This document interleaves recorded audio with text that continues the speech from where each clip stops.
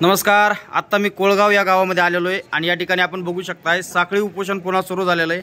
गावातले सगळे लोक उपोषणासाठी या ठिकाणी बसलेले आहेत। काय सांगाल, कधीपासून सुरू झालं हे उपोषण आणि परत पुन्हा साखळी उपोषण कशासाठी सुरू केलं नेमकं? आरक्षणासाठी। किती दिवस झाले? आज 5 दिवस झाले। काय प्रतिसाद आहे सगळ्या मराठा बांधवाचा? एक आहे कायम अजून? जरांगे पाटील म्हणते ते म्हणले कुत्र्याला हाना, बामाला हाणणारच नाही त्याने। जवार तवर दे, जवा देव मरण मतदान जरांगे पाटला मागे ते म्हणले कुत्र्याला तर कुत्र्यालाच, जरांगे पाटील जसं सांगतील तसं बायलाला सुद्धा हाणणार, पण त्याला नाही हाणणार। तर या ठिकाणी आपण बघू शकता हे सगळे गावकरी जमलेले आहेत आणि साखळी उपोषण या ठिकाणी सुरू आहे।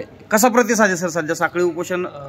आज 5वा दिवस आहे साखळी उपोषणाचा। 2 मार्च पासून कोळगाव परिसरातील मराठा तरुणांच्या वतीनं हे साखळी उपोषण आम्ही गेवराई तालुक्यामधील कोळगावमध्ये सुरू केलेलं आहे। आज 5वा दिवस आहे आणि प्रचंड मोठा प्रतिसाद आहे। प्रत्येक गावातील भेटी या 50 गावाच्या कोळगावच्या परिसरातले जे 50 गाव आहे जवळपास, तर या गावातील लोक या ठिकाणी भेटी यायला सुरुवात झालेली आहे। आम्ही या तुमच्या साखळी उपोषणामध्ये सामील आहेत अशा पाठिंबा देण्यासाठी या ठिकाणी यायला सुरुवात झालेली आणि आमचं हेच आहे की बाबा म्हणजे जो 26 जानेवारीला जो मुख्यमंत्री एकनाथ शिंदे साहेबांनी जो सगळे सोयऱ्याचा अध्यादेश काढलेला आहे त्याची अंमलबजावणी करावी आणि तो अंमलात आणावा, याच मागणीसाठी मनोजदादा जरांगे पाटील यांचा सध्या महाराष्ट्र दौरा सुरू आहे। त्यांच्या उपोषण चालू होते आणि त्या उपोषणात मनोजदादा जरांगे पाटील यांच्या मागण्यांना समर्थन देण्यासाठी, पाठिंबा देण्यासाठी आम्ही या ठिकाणी साखळी उपोषण ठेवलेलं आहे। आणि मराठा समाज जो संघटित आहे, जो थोडंसं शेती उद्योगाने आपापल्या व्यापामध्ये व्यस्त होऊन जातो, तर त्यांना सतत मराठा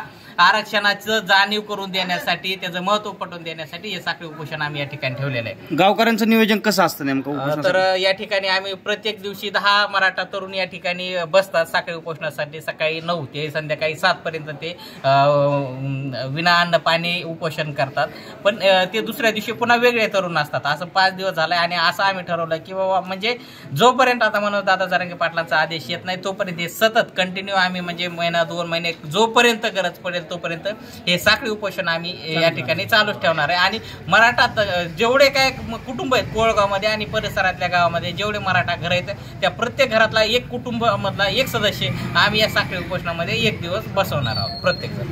काय सांगाल, कधीपर्यंत ही एकी टिकून राहील? काय वाटतं? एवढे 7 महिने झाले सगळे एकत्रित आहात, पण आता जास्त दिवसामुळं कामामध्ये अडचणी येत नाहीत का किंवा कुठेतरी फुटाफूट होईल?